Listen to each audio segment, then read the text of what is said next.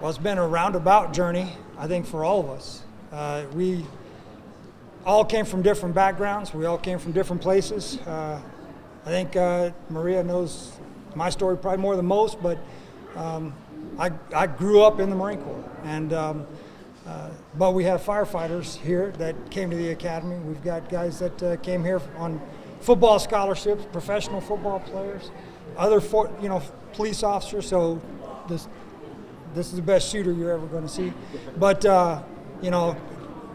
we've all come from different places, and to all come together and get a cohesive family out of that group, that said a lot. What does service mean to you guys? Honestly, service is, serving those that, in a way can't help themselves. We're here to, better our community, help those that are victimized, and at the end of the day, be there for people, love people like their own, our family, our friends, and just remember that, whatever we're doing, we have brothers, we have sisters, we have moms, we have dads, treat everyone, how we'd want our family to be treated. And this badge, it's just a badge. Not to carry that as if, we're the powerful of all people, but we're just regular people and just want, to make the community safe. Why did you want to become a police officer?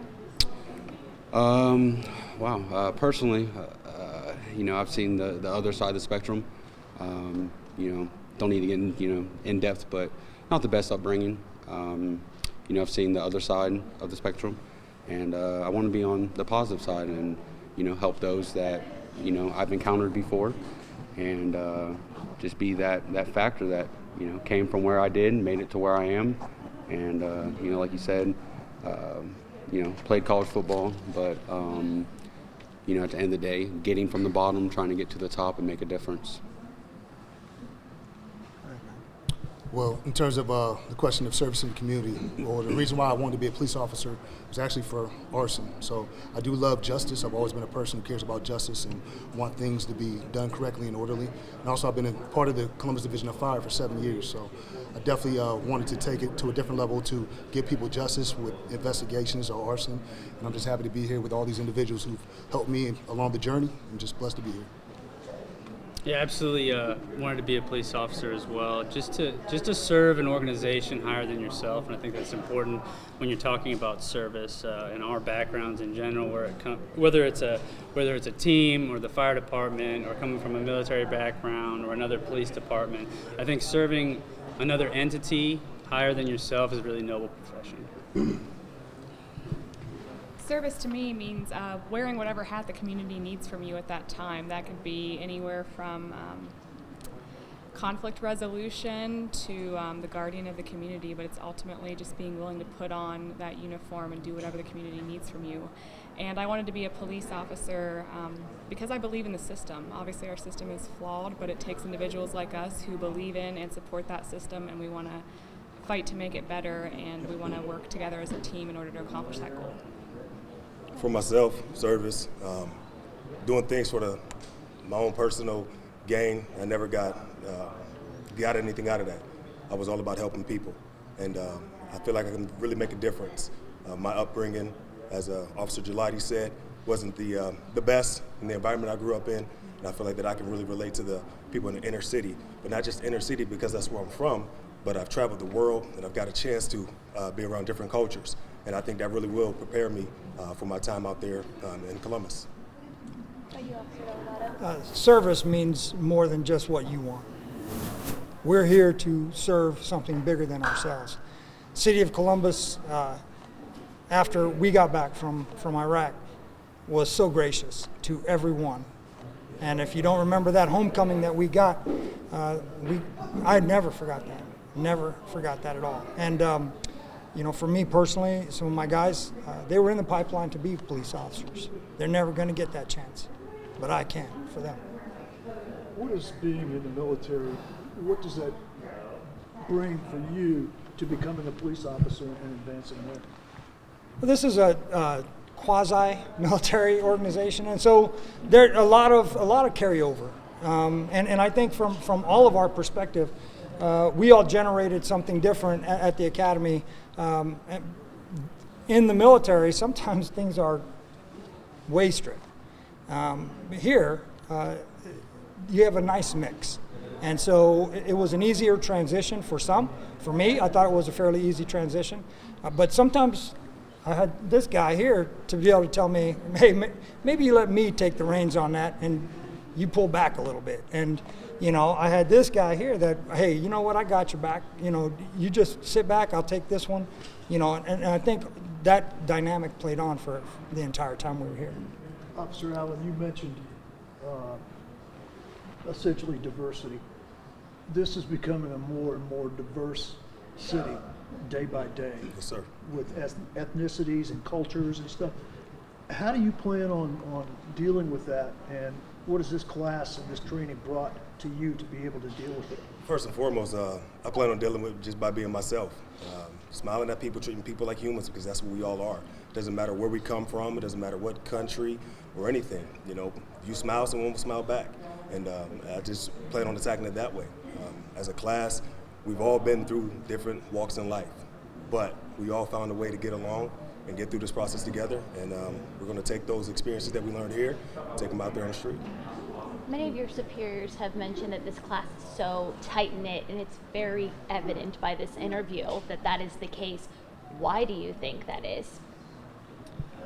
I think that all of us, believe it or not, in one way, shape, or form or another, have Class A, Type A personalities. But because we all dedicated ourselves to serve a community bigger than us, we could take those egos and we can sit on them for a little bit and be able to learn from each other and be able to grow from each other. So I think that we accepted that coming into this, knowing that we were going to all be recruits and we were all equal on this level, and we all grew up together in this academy. I know you mentioned some of the folks that obviously are on your mind today. You're the elder statesman of this class, called the crazy uncle, affectionately, I believe, was the term that was used. You know, have you, throughout this journey, felt a connection to some of these young men that and women that you're coming up with, like the folks that you had when you were in Iraq? Absolutely. I was so proud of everyone in this class. And for so many reasons. You know, these guys didn't wait around for somebody to tell them what to do. They took the initiative all the time. They did the things that were expected of them. You know, I grew up with this class just as much as this class, you know, and being the elder statesman, as you put it, that just means I'm old and I didn't miss that. But, you know, being the elder statesman, you know what, being around guys with this much energy and this much motivation and this much drive, that just keeps me young. You know, how can you be around this guy who's 24/7, and you know, and still feel old? You know, Gelati will make everybody feel young. Absolutely. Officer Gelati, what are some of the things you learned from Officer Delgado? Oh, I mean, honestly, he's helped with so many different things. I mean, just with me being in this academy, but not just him, just a lot of people in general. I mean, I think the huge thing with us is you got to be close. You have to be tight-knit. There's a lot of individuals that have done crazy things, but humble is the key, and that's the word. We don't come into class and bragging about this, that, and the third, or what we do, or what we've accomplished, or that's not the key. It's not about us, it's about us as a family. And at the end of the day, we're going to be on the street together, and we're going to have to watch each other's back and protect each other, protect the community. And again, it's not about us as individuals. Us doesn't matter. It's about each other. And I mean, I love my brothers and sisters. What do you think your experience is going to bring to the fire department after going through this as a fire investigator? It brings a lot of different aspects, because fire, we think different, obviously, because it's a different field. But my experience through here will definitely keep me focused and help me to remember perseverance, because this academy is tough. You know, I've been through the fire academy. Fire academy is tough, but the police academy is a little more amped up, in my opinion. So it definitely helps me to be more focused, to think things in a lawful way, to help people in a different aspect, and also, along with arson investigation, it just helps me in that area as well. You're going to be going to a suburb, but nonetheless, it's a part of the Columbus area, Central Ohio. What are the differences do you think you'll see there as opposed to what these guys will experience? The difference, I think, it's just a different community type, smaller community. But I think it's just going to be the same, and you're going to take those same attributes that you learn here in this academy that teaches you so well to deal with the streets out there and to be a police officer. And I think it's the best training for police that in the United States right now. So I think the academy itself prepares you for Columbus or any suburb around Central Ohio, just to go out there and do the job.